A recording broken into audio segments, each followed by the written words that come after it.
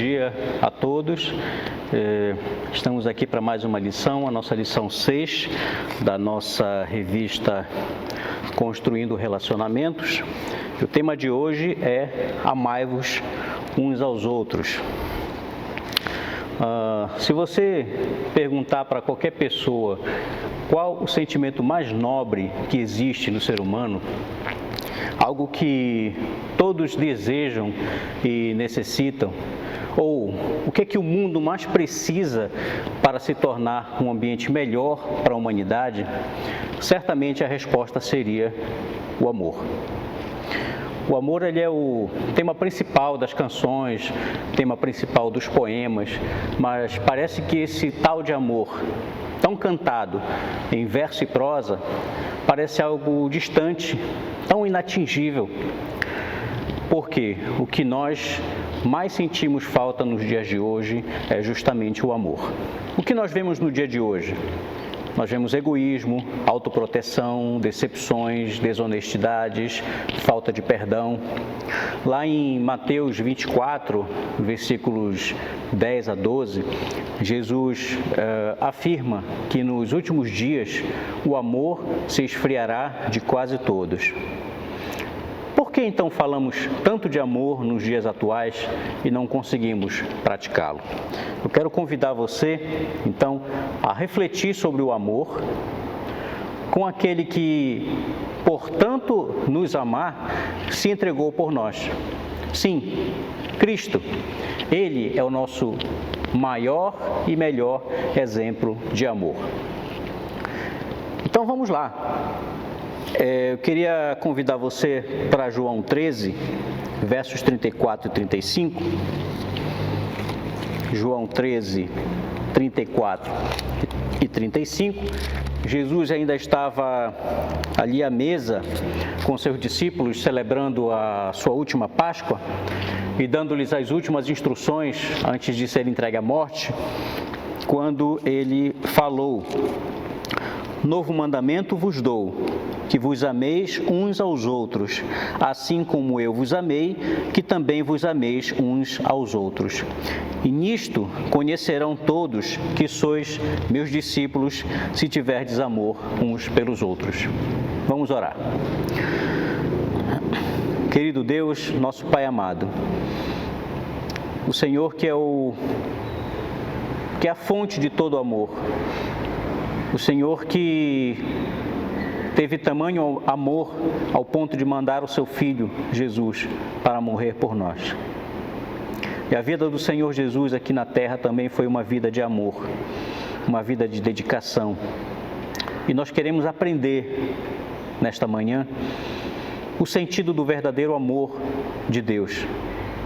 O amor que Cristo disse que, assim como Ele nos tem amado, que nós amemos também uns aos outros. Pedimos que o Senhor nos abençoe nessa manhã e nos dê o esclarecimento da Tua palavra. Te rogamos, ó Pai, em nome do Senhor Jesus. Amém. Então, se você for fazer uma busca no Google, pela palavra amor, você encontrará logo de cara uma definição como um substantivo masculino e duas acepções principais. A primeira, que é uma forte afeição por outra pessoa, nascida de laços de consanguinidade ou de relações sociais. E uma segunda acepção da palavra é atração baseada no desejo sexual. Então, essas são os dois primeiros sentidos que nós encontramos quando nós fazemos uma busca rápida na palavra amor no Google. Depois disso, na sequência ali das opções que o Google vai lhe dar, ele vai te oferecer uma série de sites com mensagens, com poemas, todos falando sobre o amor. Veja então que o conceito que nós encontramos nessa pesquisa rápida que a gente faz no Google, ele retrata nada mais, nada menos do que o que a maioria das pessoas hoje pensa sobre o amor, o que a pessoa entende sobre o amor. Em primeiro lugar, um sentimento justificado por laços de afeição familiar ou social, e num segundo plano, relacionado ao desejo sexual. Isso é muito forte, é tão forte que a locução fazer amor hoje se tornou senso comum, designativa do ato, da relação sexual. Então nós vemos que hoje o conceito de amor, primeiro, está muito ligado a um sentimento justificado, né? Seja ele por laços familiares, né? Ou laços sociais, ou laços de interesse geral, e num segundo momento, aquele sentimento relacionado à experiência sexual, a uma relação sexual entre um homem e uma mulher. Isso, é claro, vem do pensamento pós-moderno, né, que nos dias atuais nos apresenta o amor como uma expressão de liberdade incondicional do ser humano, né? É isso que o pensamento pós-moderno nos traz, né? Se você ama, você tem a liberdade para fazer o que você quer. Então, a expressão do amor seria a própria expressão da liberdade, né? Tanto que a frase que tem sido muito divulgada, né, que veio de uma música lá dos anos 80 do Lulu Santos, né, consideramos justa toda forma de amor, se tornou uma espécie de bandeira, de lema desse amor, né, que representa tudo o que diz respeito à liberdade, né?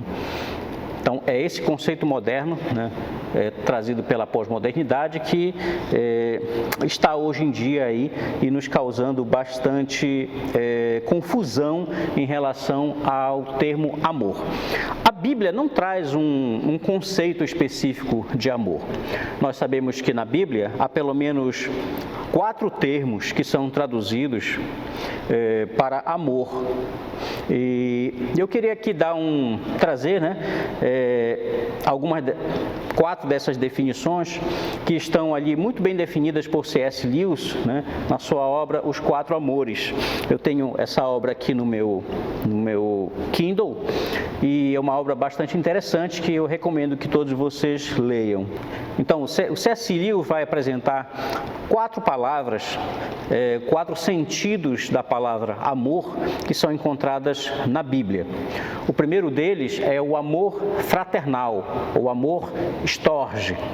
Esse amor nós encontramos lá em 1 Tessalonicenses 4:9, em Hebreus 13:1, é aquele amor afetivo, mas esse afeto familiar, especialmente entre membros de uma família, né, ou de pessoas que se encontram dentro desse contexto social. É descrita por Lewis como a mais natural, a mais emotiva e a mais difundida forma do amor. Ela é natural porque ela existe independentemente de uma coerção, né? Ela existe sem essa coerção. Por quê? Porque ela é um resultado do afeto que é devido à familiaridade. Por isso, ela pode até relevar erros e outros fatores discriminadores. Ironicamente, né, diz Lewis, por sua força, ela se torna muito vulnerável, porque ela é um tipo de amor passional, né? Ou seja, ela toma partido facilmente, né? Essa forma de amor, o amor storge, ela tem a aparência de um amor pré-fabricado, né? Ou pronta, né? Como se fosse um pacote, né? E, em consequência disso, as pessoas esperam, né? Já esperam a sua demonstração de forma muito natural. É o amor que nós sentimos, por exemplo, o que nos leva, por exemplo, a defender um nosso familiar, ainda que ele esteja errado, esse amor estorge faz com que nós tomemos partido, né? E a gente toma partido por aquele familiar, porque afinal de contas é sangue do nosso sangue. Então esse amor, ele, como eu disse, ele é natural, e como o Lewis destaca também, é um amor que é natural e ele é esperado, ele é automático, né? E ele também, ele não depende de outras circunstâncias, ele simplesmente se aplica porque você está dentro do mesmo grupo familiar ou está dentro do mesmo contexto familiar. O segundo amor que eu queria destacar aqui para vocês é o chamado amor romântico, ou o amor eros.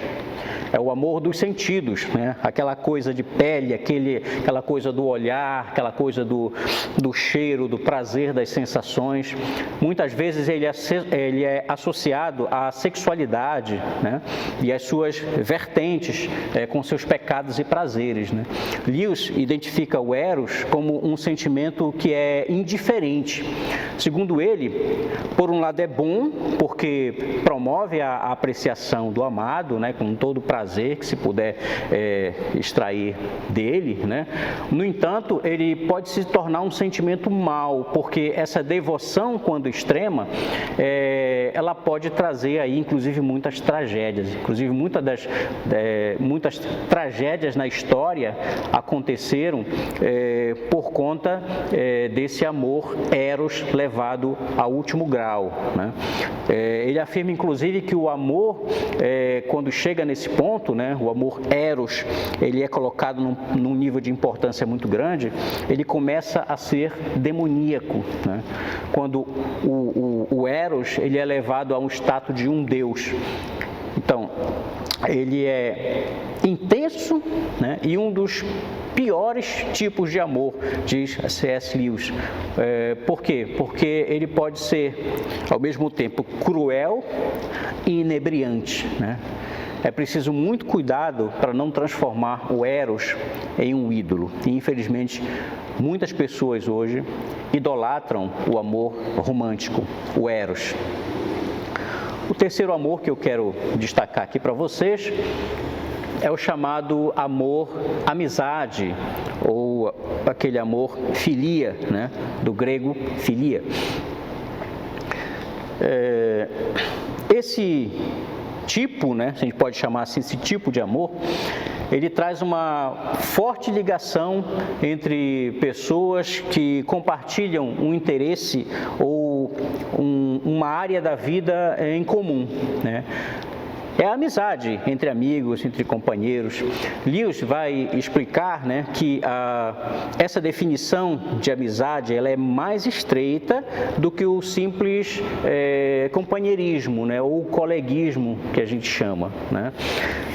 A amizade, em seu sentido real, ela existe somente quando houver algo comum, né? Algo que seja comum entre essas duas pessoas, na qual ela esteja embasada, né? Então, você tem o seu rol de amigos e certamente o seu nível de amizade vai depender muito do grau de afinidade que vocês dois têm em comum, né? Que um tem em comum com o outro. Isso é que faz, muitas vezes, você ter um melhor amigo, né? Que é aquele que você tem uma afeição muito maior. Por quê? Porque ali você tem um grau de intimidade muito maior, você tem um grau ali de relevância, né? De algumas coisas que você tem em comum e fazem disso, né? Que essa amizade seja ali mais solidamente construída, né? Este, segundo Lewis, é o menos natural dos tipos de amor, né? Porque não é necessário que haja um vínculo familiar para que se tenha afeição, que é o conceito de Storge. Não tem um amor romântico, né, ou desejo envolvidos aí, que é o chamado amor eros, né? Nem está envolvido ali uma espécie de amor incondicional, né, ou divino, que nós vamos ver daqui a pouco, que chama ágape. Ele tem menos associação com o impulso ou com a emoção. apesar dessas características, era a opinião dos mais antigos, e inclusive do próprio Lewis, que ele é o mais admirável dos amores, porque ele não olha para o outro como a pessoa amada, como o Eros, né? Mas ele olha em busca do embasamento, da afinidade que o mantém. Esse amor é um amor importante, porque sem o filia, o homem seria certamente um ser solitário e antissocial. Então, nós temos também aí a importância desse amor, chamado amor filia, que é esse amor que nos torna amigos. E o quarto e último, e é o que nós vamos nos deter um pouquinho mais, né, é sobre o amor incondicional, chamado amor incondicional, que é o amor ágape, que nós encontramos, sobretudo ali, e está bem definido em 1 Coríntios capítulo 13, né? Daqui a pouco a gente vai ler, mas ele é um amor considerado o amor divino, né, na sua expressão, e incondicional. C.S. Lewis, sobre este amor ágape, ele reconhece como o maior de todos os amores e o vê como uma virtude especificamente cristã. Ele focaliza a necessidade de subordinar os outros amores ao amor de Deus. Os amores naturais, eles têm a sua importância, mas isoladamente eles não podem fazer o homem se aproximar de Deus. Do contrário, né, sem o ágape, esses amores, chamados amores naturais, né, acabam por distanciar o homem de Deus, porque eles estão ligados à nossa questão humana, né? O amor, tanto o amor storge, quanto o amor filia, ou como o amor eros, são amores temporais. Eles duram enquanto há ou vínculo familiar, ou quando há o vínculo de interesses, né? Ou quando há ainda o interesse mais ligado à questão carnal do eros. E um texto clássico, né, você já deve ter ouvido várias vezes, né, várias pregações, vários estudos, e que fazem a citação desse trecho, que faz a distinção entre dois termos e que estão muito relacionados. E esse texto ali, de João 21:15, que eu queria convidar vocês para lerem também, João 21:15, em que Jesus vai ter ali uma conversa com Pedro. E duas palavras relacionadas ao amor, que nós vimos agora há pouco, estão ali naquele texto e nos ajudam a entender a diferença entre eles. Então, João 21:15, ok? Diz assim: depois de terem comido, perguntou Jesus a Simão Pedro: Simão, filho de João, amas-me mais do que estes outros? E ele respondeu: sim, Senhor, tu sabes que eu amo. E ele lhe disse: apacenta os meus cordeiros. Nesse trecho são usadas duas palavras designativas de amor: o amor ágape e o amor filéu. Então, o que acontece? Jesus chega para Simão Pedro e pergunta assim: Simão, filho de João, tu me ágape mais do que os outros? E Pedro vai responder: sim, Senhor, tu sabes que eu te filéu. Né? Então Jesus pergunta: você me ama com amor incondicional?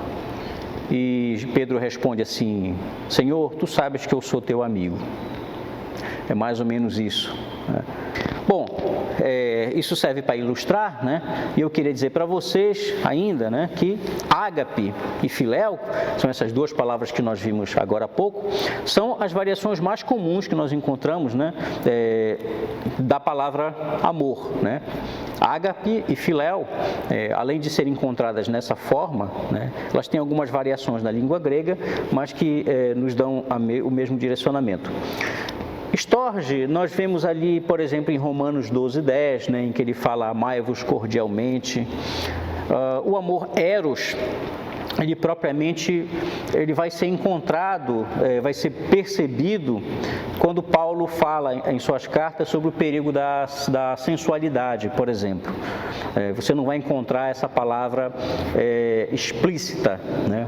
Mas a gente encontra. No Antigo Testamento também, o livro de Cantares vai refletir vividamente esse amor, né? O livro de Cantares não foi escrito em grego, né? Mas o correspondente hebraico, Dod ou Ahav, né, pode ser encontrado ali dentro desse mesmo contexto no livro de Cantares. Bom, sobre esses 4 amores, a gente pode assim dizer, a gente poderia até ficar um bom tempo aqui falando sobre esses termos bíblicos e onde eles são encontrados na Bíblia. Eu recomendo a leitura do livro do C.S. Lewis, que é um livro bem interessante. A gente poderia ficar mais tempo aqui, né? Inclusive o C.S. Lewis escreveu um livro só sobre isso, mas não é o propósito da nossa lição. Estudar propriamente as formas do amor, mas como nós podemos aplicar esse amor uns para com os outros. O amor, na língua portuguesa, é o que nós chamamos de homônimo, né? É uma palavra que tem a mesma grafia, mas ela possui significados diferentes, né? No grego, nós temos 4 palavras, como nós vimos, diferentes para designar amor. Na língua portuguesa, não. Na língua portuguesa, nós falamos amor e podemos aplicar isso conforme o contexto. Então, a gente pode dizer assim, eu amo futebol, eu amo aquela música, ou eu amo a minha esposa, né? Todas essas acepções de amor são corretas, mas se eu aplicar todas elas, como diz Carson, se eu aplicar todas elas na mesma frase, a minha esposa com certeza não vai gostar, né? Porque são formas diferentes de se entender o amor. O amor que eu tenho pelo meu clube de futebol, né, que é um amor filia, né? Porque eu estou ali filiado, né, a várias pessoas que têm a mesma paixão pelo meu clube de futebol, né? Ele não tem vínculo familiar comigo, não há amor de Deus envolvido nisso tudo, não há também nenhuma paixão erótica sobre o meu clube de futebol, né?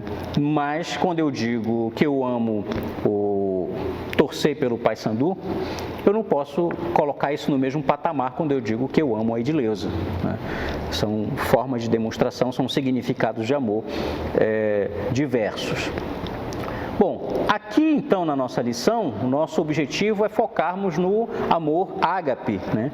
Que, como vimos, deve nortear os demais amores naturais, né? O amor ágape é aquele amor que vai ser a referência para os demais amores. Bom, se nós entendermos e praticarmos o amor ágape, os amores naturais também, evidentemente, serão aperfeiçoados. É errado ter o amor storge? Não. É errado o amor filia? Não. É errado o amor eros? Também não. Mas todos eles precisam precisam olhar e ter referência para o amor ágape, porque o amor ágape é que vai aperfeiçoar essas outras demonstrações de amor que nós temos. E lá em 1 Coríntios 13, versículos 4 a 8, o apóstolo Paulo elenca alguns adjetivos, né, que qualificam o amor, esse amor ágape, e facilitam a aplicação prática. Então, convido vocês a irem lá, é um texto bastante conhecido, 1 Coríntios 13. Então, a partir do versículo 4, nós temos assim: o amor é paciente, é benigno, o amor não arde em ciúmes, não se ufana, não se ensoberbece, não se conduz inconvenientemente, não procura os seus interesses, não se exaspera, não se ressente do mal, não se alegra com a injustiça, mas regozija-se com a verdade. Tudo sofre, tudo crê, tudo espera, tudo suporta. E o versículo 8, ainda na primeira parte, diz: o amor jamais acaba. Então, o amor, se nós formos dividir aí um por um, nós vamos encontrar aí 15 aspectos relacionados ao amor. Temos que o amor é paciente, ou seja, ele é longânimo, ele é benigno, ou seja, ele é generoso, ele não arde em ciúmes, ou seja, ele não tem desejo possessivo, ele não se ufana, ou seja, ele não é presunçoso, ele não se acha superior aos demais, ele não se ensoberbece, ou seja, ele não é orgulhoso, ele não é vaidoso, ele não se conduz inconvenientemente, ou seja, ele não se porta de forma indecente ou de forma imoral, ele não procura os seus interesses, ou seja, ele não exige que as coisas sejam feitas sempre à sua maneira, ele não se exaspera, ou seja, ele não é irritável, iracundo, raivoso, ele não se ressente do mal, ou seja, ele não é rancoroso, ele não se alegra com a injustiça, mas ele se regozija com a verdade, ele tudo sofre, né? Ou seja, ele espera confiantemente a vontade justa e benevolente de Deus, tudo crê, ele confia, né? É um amor que confia, é um amor que acredita, ele tudo espera, é um amor que tem esperança, ele tudo suporta, ele é resiliente, né? Ou seja, mesmo pressionado, ele não cede. E ali o último, o amor jamais acaba, é um amor que é sobrenatural, né? Oposto a esse amor que é limitado pelas circunstâncias, como os demais amores naturais, né? Esse é um amor que excede todo entendimento, como diz lá em Efésios 3,19. Portanto, esse amor ágape é um amor que é diferente de tudo o que há no mundo. Não é à toa que Jesus afirmou lá em João 13, 34 e 35, que se nós amarmos uns aos outros, assim como Ele nos amou, e estamos falando de amor ágape, né, seremos reconhecidos como seus discípulos. Justamente por isso, se nós tivermos amor ágape uns pelos outros. Então, esse é o amor de Deus, esse é o amor incondicional de Deus. Do amor como incondicional, a gente pode até fazer aqui um parêntese, porque até mesmo o amor ágape, até mesmo esse amor incondicional, ele apresenta diversas formas de demonstração. E eu sugiro, né, para vocês assistirem um vídeo do D.A. Carson, em que ele faz essa distinção de 5 formas. Você pode encontrar no YouTube, o link está aqui embaixo, tá? Vocês podem assistir, né? Creio até que já assistiram, até porque encaminhamos esse vídeo para vocês, então espero que vocês tenham visto. E é algo muito interessante quando Carson destaca que mesmo o amor de Deus, ele apresenta na Bíblia formas distintas de demonstração, até mesmo quando ele se mostra eletivo, né? Porque a gente tem uma ideia de achar que o amor de Deus é aquele amor que abraça tudo e a todos, né? Deus é um Deus de amor, Deus é amor. Então, no final das contas, ele vai chamar todo mundo para junto de si, né? Aquela coisa que a gente tem uma falsa ideia de que o amor de Deus é esse amor incondicional em termos humanos, né? Mas o amor de Deus, às vezes, ele se mostra condicional, mais justo, né? Até quando ele se apresenta eletivo, quando ele se apresenta seletivo, até discriminativo, né? Você vai ver isso no vídeo, né? Por exemplo, Deus amou Jacó, mas odiou Esaú. Isso não afasta o amor de Deus. Deus amou Jacó, mesmo escolhendo. Deus escolheu Israel, amou Israel e não amou outros povos. Deus nos escolheu. Deus escolheu a mim, Deus escolheu a você, mas não escolheu algumas pessoas. Que amor é esse? E por que esse amor ágape é tão singular? Vamos analisar à luz das outras formas de amor que nós vimos agora há pouco. Se nós tivermos um amor, apenas um amor estorge pelos nossos familiares, ótimo, sem problema nenhum. mas qualquer incrédulo também tem. Assim como nós amamos os nossos familiares, os incrédulos também amam os seus familiares. Que diferença há nisso? Nenhuma. Se nós tivermos apenas o amor eros por outras pessoas, também é sem problema, desde que não desvirtue o padrão divino, né? Nem que fazendo desse eros um Deus, mas mesmo assim, muitos cristãos vivem dessa forma. Conheço vários casais que não são cristãos, mas vivem um relacionamento muito bom, vivem felizes, né? Do ponto de vista da convivência familiar, se amam de verdade, né? E esse amor eros, ele é visto também em pessoas que não temem a Deus. Então, não faz muita diferença para nós. Se tivermos apenas o amor filia, os jovens hoje aí que estão perdidos têm os seus amigos, têm as suas tribos, né? Estão unidos também por esse laço de sentimento chamado amor filia, né? E estão por aí se alegrando com essas amizades não cristãs. Que diferença então faria para nós? Todavia, o amor ágape, ele é totalmente diferente desses demais amores que a gente chama de naturais, né? Ele é diferente e é anormal para o mundo. Quem vive esse amor, da forma em que ele se apresenta a nós, na palavra de Deus, certamente vai chamar a atenção. E o que Jesus fala é que certamente ele será identificado como um discípulo de Cristo. Por quê? Porque foi assim que Jesus nos amou.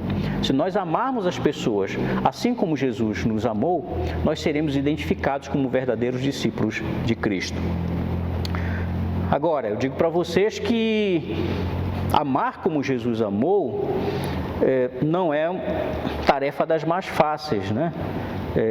Afinal de contas, o mundo inteiro tem um outro conceito do que é amor.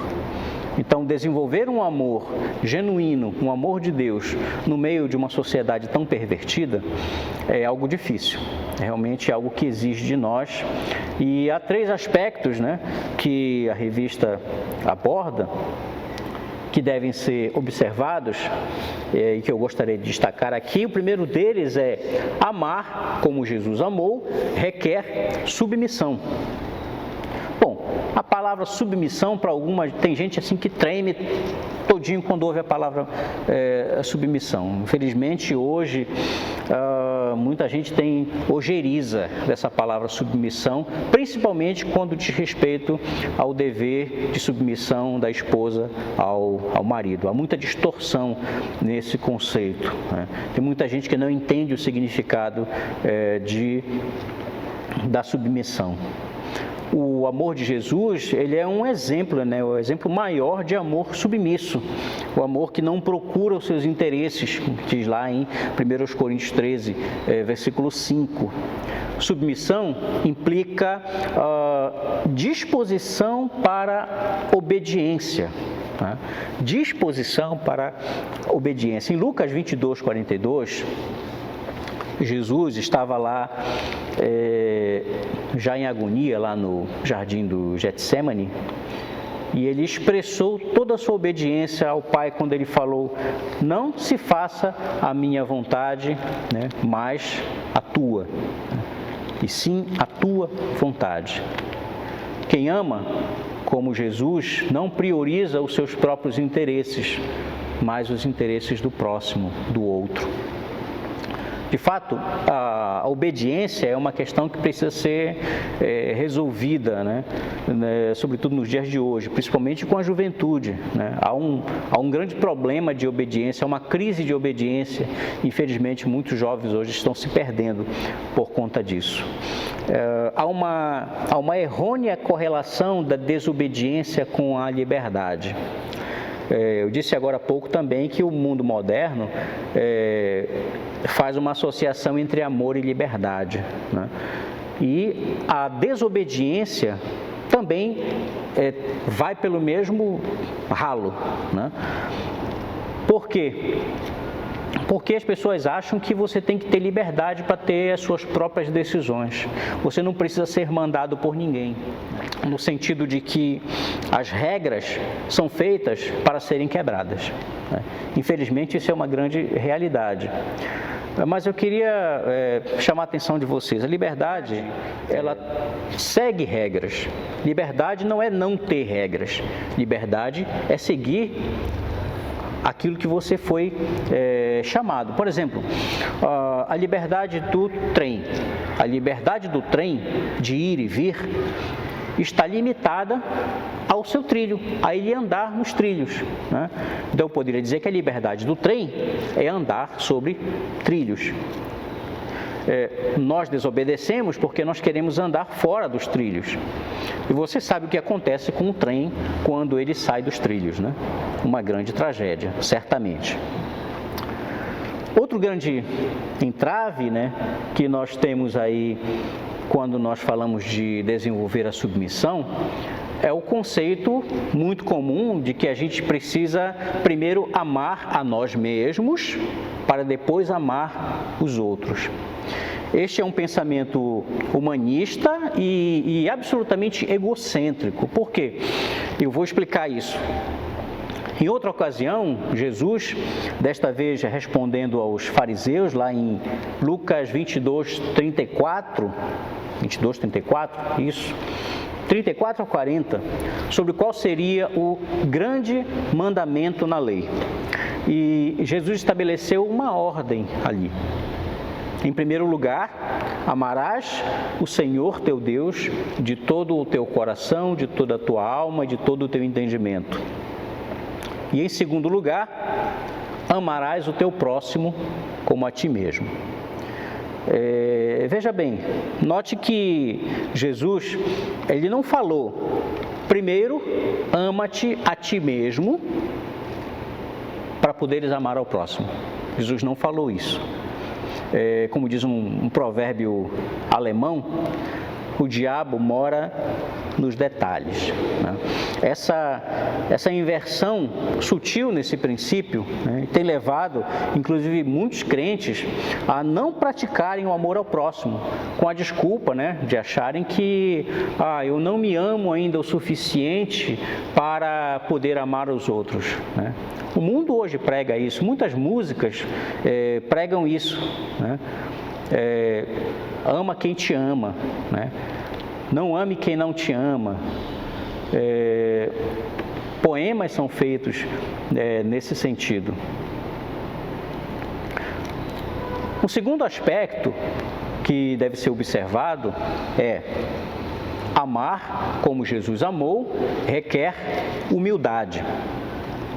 E lá em Filipenses, capítulo 2, versículos 5 a 8, e eu convido vocês a buscarem a sua Bíblia lá, Filipenses capítulo 2, versículos de 5 a 8, é um texto bastante conhecido, que diz assim, só achar aqui: tende em vós o mesmo sentimento que houve também em Cristo Jesus, pois ele, subsistindo em forma de Deus, não julgou como usurpação o ser igual a Deus. Antes, a si mesmo se esvaziou, assumindo a forma de servo, tornando-se em semelhança de homens e reconhecido em figura humana. E a si mesmo se humilhou, tornando-se obediente até a morte, e morte de cruz.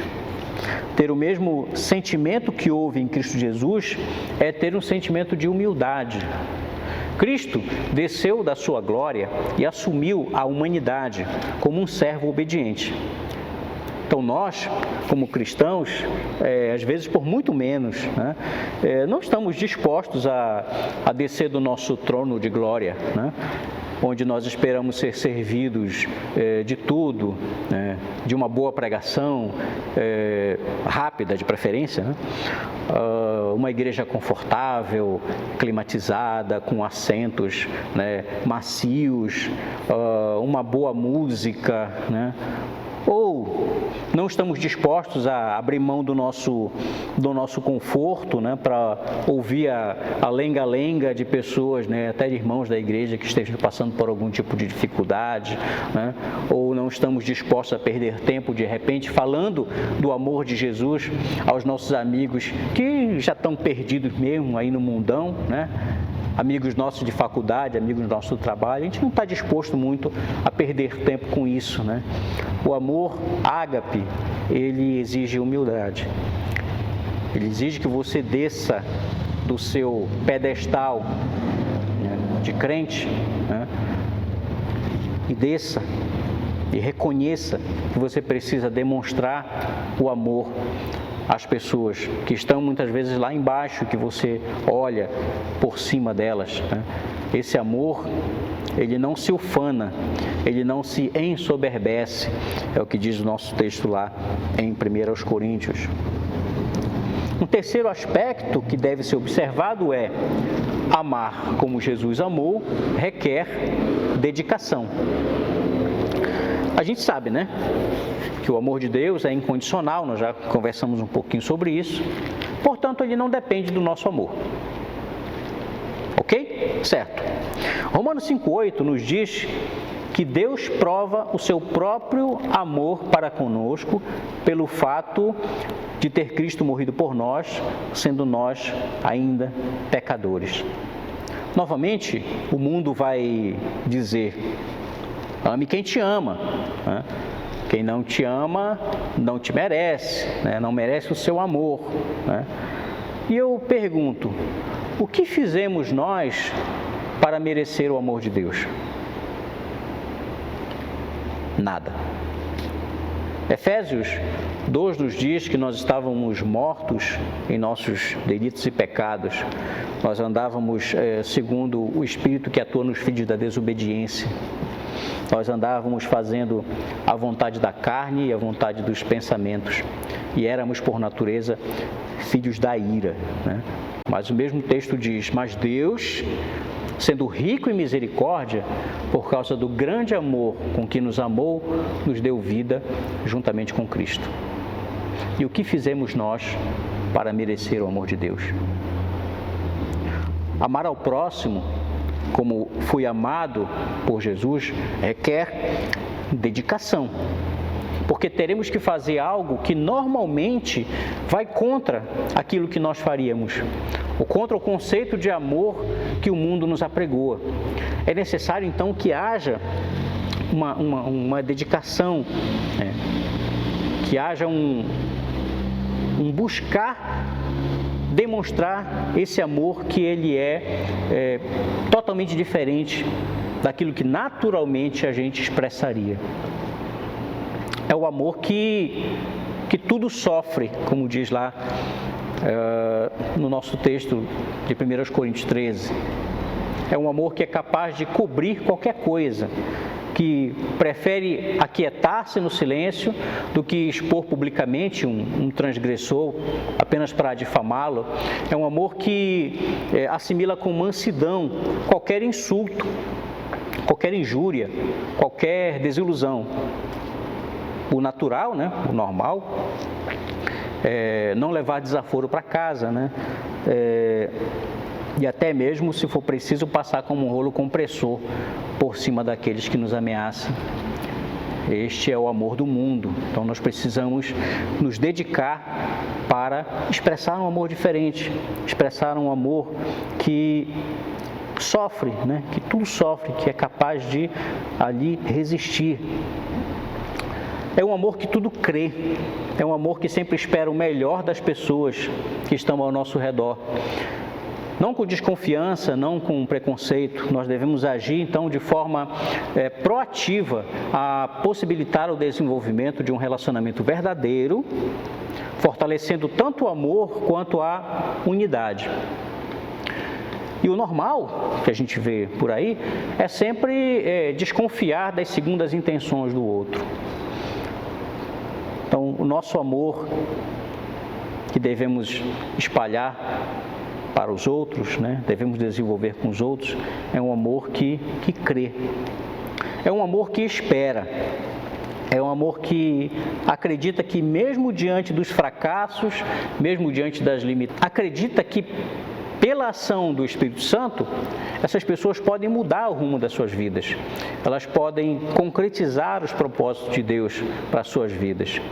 É um amor que espera o tempo de Deus.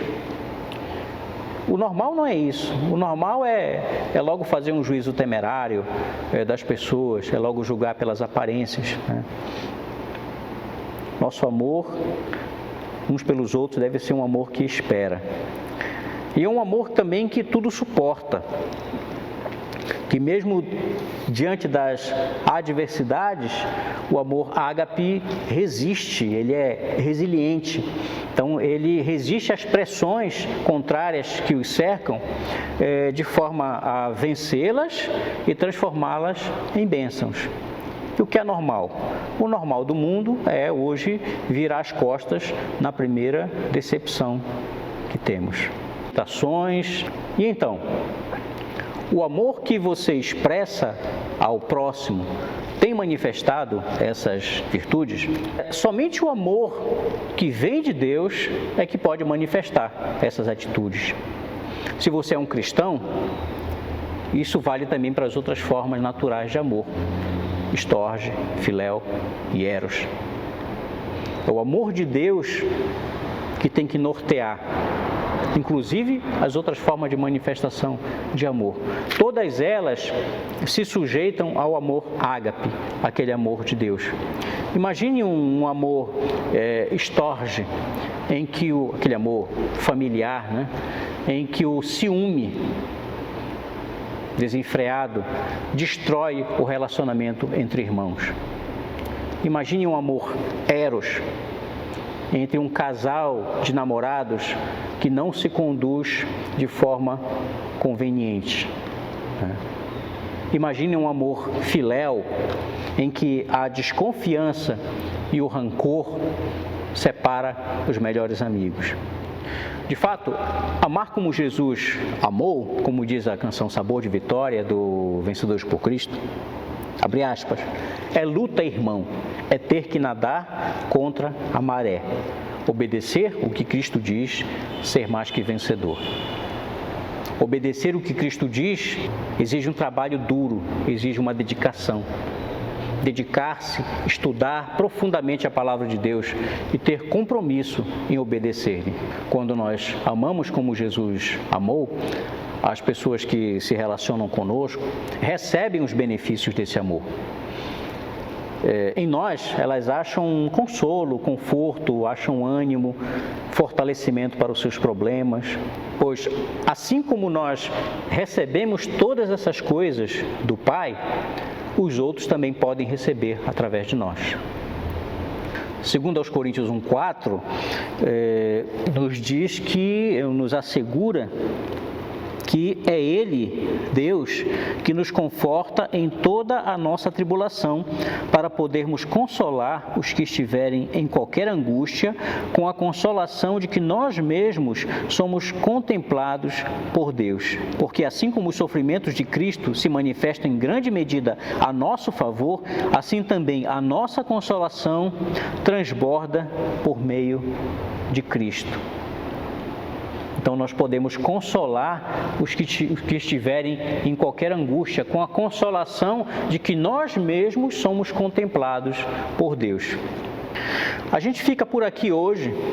Claro que haveria muitas outras coisas para nós tratarmos, mas a gente vai conversar um pouquinho lá no nosso chat, no nosso vídeo chat, e algumas questões que foram deixadas aqui talvez em aberto poderão ser respondidas ali com mais detalhe no nosso encontro tradicional ali pelo aplicativo de videoconferência. Então, que Deus nos abençoe e que Ele nos ajude a desenvolvermos o amor verdadeiro aos outros em todas as suas formas, né? Que amemos a Deus, primeiramente, com todo o nosso coração, com toda a nossa alma, com todo o nosso entendimento, para que amemos uns aos outros assim como Ele nos amou. Vamos orar.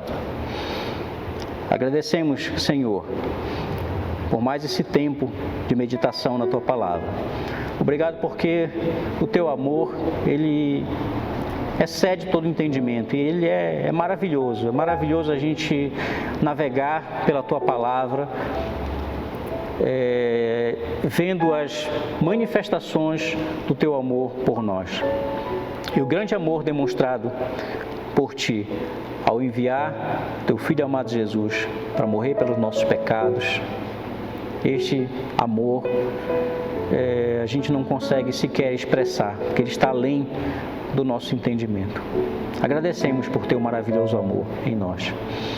E que assim como o Senhor nos amou, possamos também amar uns aos outros. Manifestar esse amor como está lá em 1 Coríntios 13, com todas aquelas qualificações. Possamos, ó Pai, deixar que o Teu Santo Espírito trabalhe em nós e nos ensine como devemos amar, como devemos expressar o amor às pessoas, o amor de Deus, o amor que excede todo entendimento. Pedimos essas bênçãos em nome do Senhor Jesus. Amém.